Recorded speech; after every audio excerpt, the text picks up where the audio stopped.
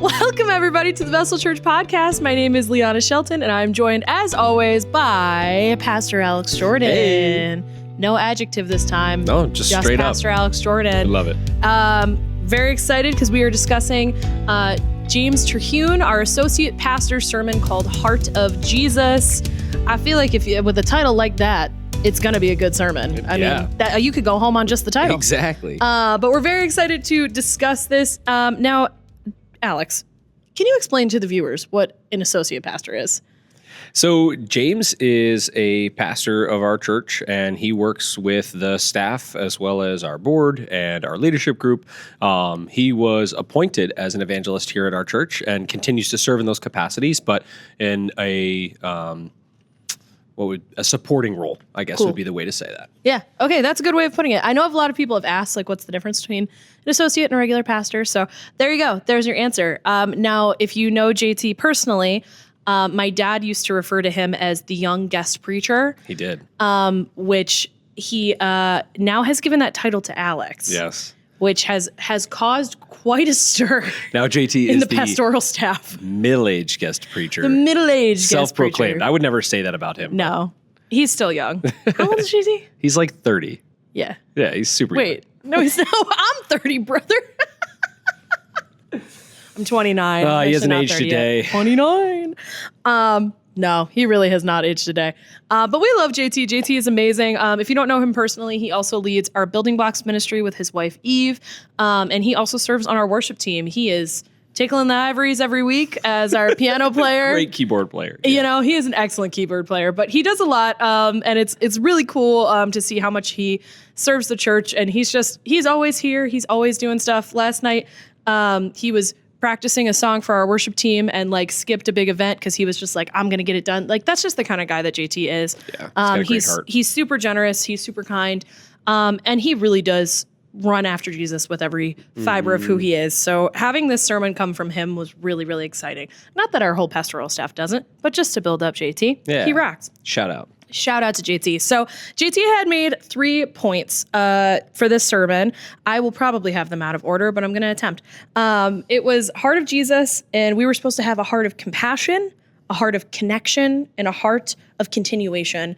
And this was all about reaching the lost, loving the people around us, showing them a good example of Jesus, which was really exciting. I don't know if you had anything to share before we jump into the content. Yeah, no, I love the message. I always love hearing JT preach because he always brings like a great practical perspective. Yes. And being a business owner himself and having 3 kids, like there's just always great lessons and life examples that he shares. So yeah, it was a great message. I'm looking forward to getting into it. And if you haven't heard a JT sermon before, go ahead and listen. We're going to link a couple on this podcast episode. He is awesome. Bonus points if he mentions his prayer jar, which is very exciting. That or the gratitude challenge. Those are 2 staples of who JT is. And I think that tells you a lot about his character, which is really cool. So out the gate, starting with the heart of compassion, JT had made a couple points where he referenced some scriptures that kind of had the same phrase, kind of repeated a lot. Those 2 were so that. The first phrase was so that. And the idea was everything that was so that it was to encourage them towards preaching the word, preaching the gospel. The other one, this big ups for those Chosen fans, was come and see. And JT talked about how Jesus, the heart that he had was to use willing people with willing hearts to be an example for others. He shared a very sweet and exciting story about the Smith family, who they got to share their faith with, who moved in down the street. Those boys just graduated. Oh my gosh, which is crazy. He showed a picture of the twins, Kyrie and Kyer, when they were like 10 years old. Yeah, now they're linebackers from Ohio.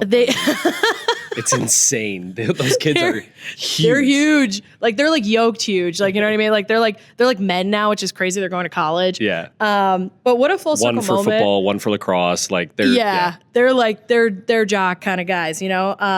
But what was really cool is that if we have the heart of Jesus, we should come to Jesus with a willing heart. And that Jesus can really use us to reach a lot of people if we have a heart that is willing to preach. He does so much to be able to give us an active part in his ministry.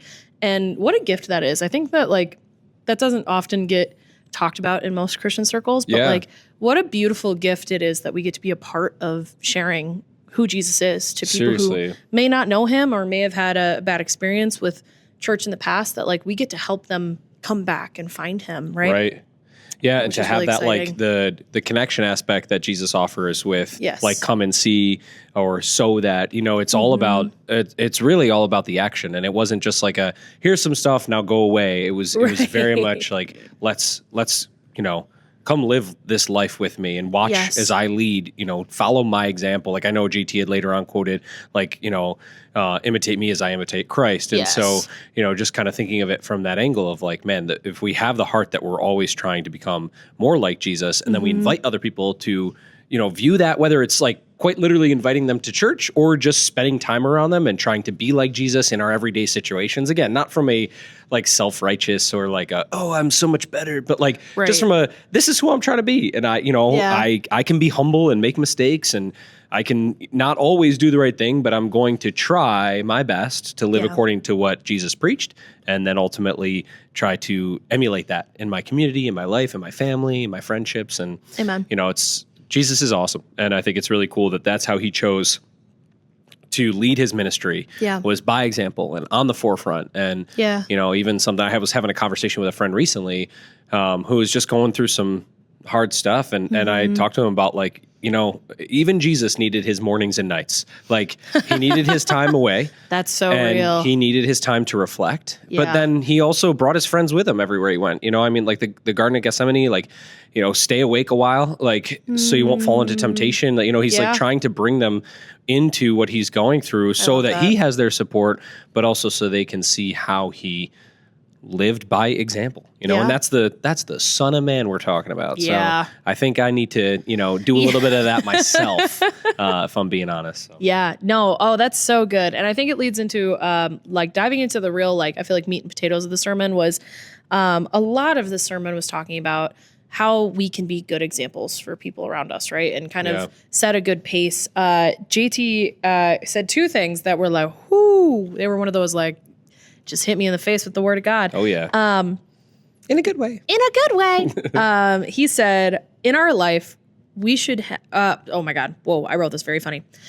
He said that our life should be a demonstration of who Jesus is, not in need of an explanation. So essentially saying that our lives should speak for themselves, that we shouldn't have to be like, yes, I am Christ-like because of, you know, A, B, and C. Right. People should be able to look at our lives in whatever context and see it as a demonstration of the heart of Jesus. Yeah.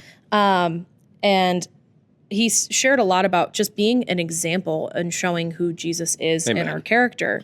And he said this was the real zinger, I felt like, of the sermon, but he said, what kind of disciple would someone be if they copied how you live your life for a day? Yeah. What kind of disciple would somebody be if they copied your lifestyle? And that is challenging. Yeah, seriously. Because I think a lot of faith is where we're alone, where the rubber hits the road, right? Sure. And I think it's really easy when you're like, nobody's really looking at me, to like kind of, I don't know, soft soap yourself. Yeah.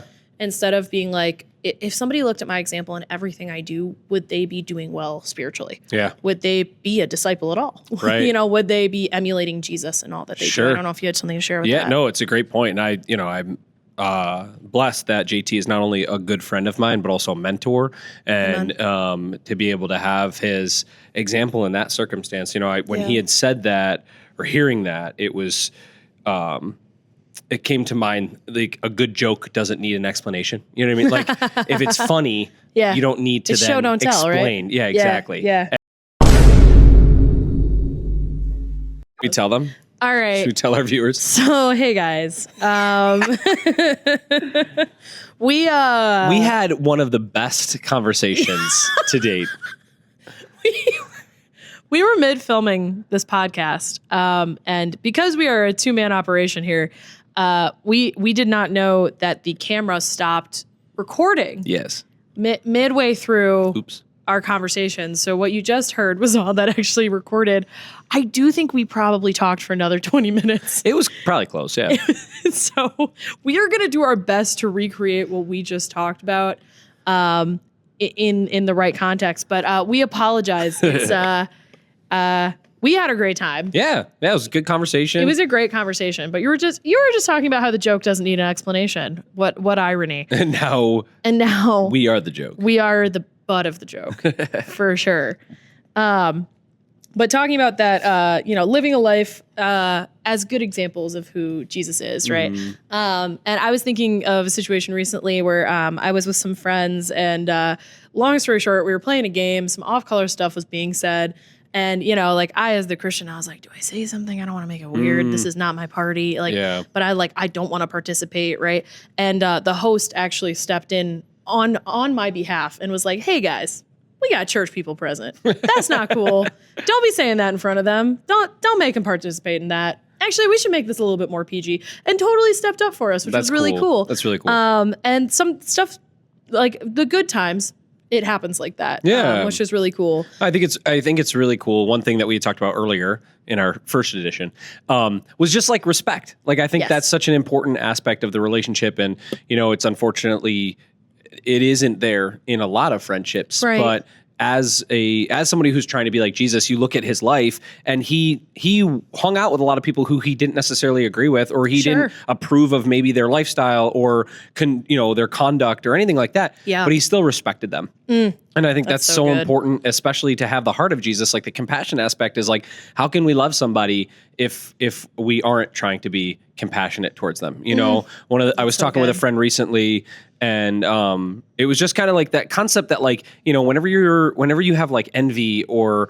jealousy or pride or boastfulness or bitterness, like it's a wall between you and somebody else. Yeah. And it doesn't allow you to then be able to connect with them or love them the way that Jesus would if you're worried about all these other things, if that's what's running through your head, I think about like from an overflow of the heart, the mouth speaks. Yeah. And, when those are the things that are consuming your thought life and not compassion and not the heart of Jesus, it's going to be really hard to be like Jesus in those relationships. Yeah. And so I think respect is it's a great way to kind of surmise that, because it was a great example that Jesus set. Yeah, no, that's so good. I didn't actually share this in the first recording, but I feel like the Spirit is new moving. New info. So maybe this is what was meant to be said. But the Spirit provides. But no, I was in a Bible study recently, and we were talking about the sin of gossip. Yeah, and that it's kind of a real perversion of the enemy, because it takes what should be conversations that make productive friendships and just makes it completely unproductive, right?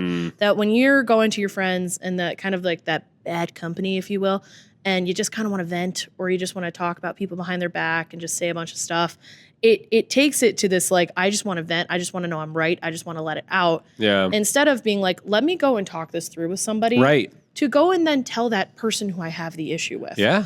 And I think so many times, I watch enough reality TV shows to know that like people are like, why wouldn't you just come to me first and tell me what you're thinking? Why wouldn't you just say it to me first, right? Whatever, like the bad copyright free music. Yep. Why wouldn't you tell her first, right? But that I think a lot of times in our Christian relationships, we got to take those feelings that we legitimately have about each other and go talk to each other about it and work it out, under the guise of speaking the truth in love. Yeah. And I think that's what is the heart of Jesus, is that Absolutely. If Jesus had a feeling about somebody, like a legitimate issue with somebody, he just straight up told them. Right. And then he talked it out and he worked them through it. And that's not a comfortable thing to do. Mm-hmm. And anytime somebody has done that with me, I have two sides of me. One that's like, oh, this is uncomfortable. And the other part that's like, this must be so uncomfortable for them. Okay, I will receive this the best I can because, oh gosh, that must have been so awkward to bring up. But that's what our real relationships, that heart of Jesus relationship should look like. Absolutely. Right? Having those productive conversations to bring us closer to Jesus. Mm-hmm. Right. Yeah. It's one of the best things about having the Bible as your standard, is that it doesn't come down to who is right, but what is right. Amen. And to be able to have a standard that you can come back to when you disagree, because it's going to happen. Mm-hmm. But, to have that standard to be able to level with, and the example of Jesus to go back to, it's awesome. Yeah. And JT had shared the scripture. This is one of those ones that, if you're a Christian, you hear all the time: bad company corrupts good character. Yes. And he asked some follow-up questions with that. He asked, who do you spend the most time with? Just as a general rule, right? And are those relationships keeping you comfortable or calling you higher? And I think that was a very challenging thing, right? Because I think we have those obvious people in our life that kind of push us towards bad behavior. Sure. Right? You know, you got those people that your mom was like, don't hang out with them when you were in high school, right? But as an adult, you know, sometimes the bad company is just people who keep you comfortable. Yeah. And don't expect you to do anything more, to take Right. that leap forward, to make that step closer to Jesus. I don't know if you had a thought with that. Yeah, no, I think like those, you make a great point. And as JT had shared, like the relationships that keep you where you're at, you know, Yeah. I think like when you look at Jesus's life, it's awesome that God had sent him to the earth to, you know, live his life out, Yeah. right? From baby to an adult. And you see Jesus growing all the while in every facet of the word. And I think for us, you know, life is always going to pull us in one direction or the other, Sure. but it's our choice, like which direction we're going to go in. Like, are we Yeah. going to grow closer to Jesus or further away? And I Yeah. think when we're not growing, we're moving in the opposite direction, you know? Yeah. So it's not really I'm good where I'm at. I'm just going to stay here. Right. You know, it's like, well, every day that we're not growing closer to him, that we're not becoming more like him, Right. we're actually becoming less like him. And so that's there so really true. isn't a stagnant option. And Yeah. I think, you know, agree. life has a creative way. The enemy has a creative way of proposing, you know, comfort Yeah. as such a temptation to say like, hey, things are great. Let's just Or you're doing status great, you're doing quo. enough. Let's stay right here. You know, let's keep you right here. Yep. And I do think comfort can be a very ugly temptation, right? Nobody's saying that like you it's shouldn't have challenging in this luxury culture. or, you know, a relaxation. You know, you shouldn't have an opportunity to like put your feet up. That's not at all. I Right. think, you know, Jesus needed his mornings and nights. So Right. He needed his Sabbath. you yeah, know? exactly. So we all do. But at Yeah. the same time, it's like, you know, taking that to a level of indulgence where then those relationships, they protect your sin. They Yeah. protect your, you know, the qualities about you that maybe oppose the heart of Jesus. Right. And I think that is, you know, again, going back to what GT was sharing, like that's so important to be on the lookout for, Yeah. you know, because we're always going to be around people of varying, you know, lifestyles and Right. choices and everything like that. Sure. And whether it's at work or in your family or whatever, like you can't always choose who you're around, but you can definitely choose how you are when you're around them. Yeah. And I think that's So good. a really good point that he makes Yeah. to reflect on that and just, you know, seek out those relationships that call you higher. Like Yeah. I think I had said earlier, but, you know, I'm grateful that I have him as a good friend and a mentor, Yeah. you know, and that our relationship does call each other higher. And then you got your high highs, but sometimes you got your low lows too. But, you know, Yeah. you can go through those things together. And it's like the Yeah. antithesis of like a mid friendship because you're not just like, Yeah. "Ah, yeah, you're good. I'm good. All right, cool. Let's just keep it here." And there's Right. no depth there. There's no sustenance. There's no Right. real friendship at the end of the Yeah. day. So, yeah. No, I think that's so good. And one of the other points he made that I actually just remembered was he talked about when he was a young Christian, he made the choice that he was going to befriend all of the older, scary people in the church who were doing really well Yeah, spiritually. sure. And I was thinking it through and I was like, wow, yeah, no, there are people that I would be like, oh, they're the older, scary ones who are like really spiritual and they're like, oh, anointed. But that those are the people who have helped me grow the most in those relationships that intimidate me spiritually. Sure.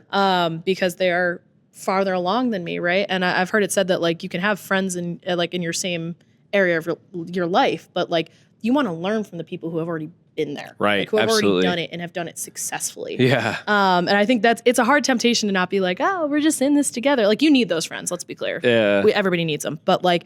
Really, the people who should be teaching you are those people who have done it and done it well and Sure. show you that example and are perhaps older and perceivably Oftentimes. scarier. Yeah.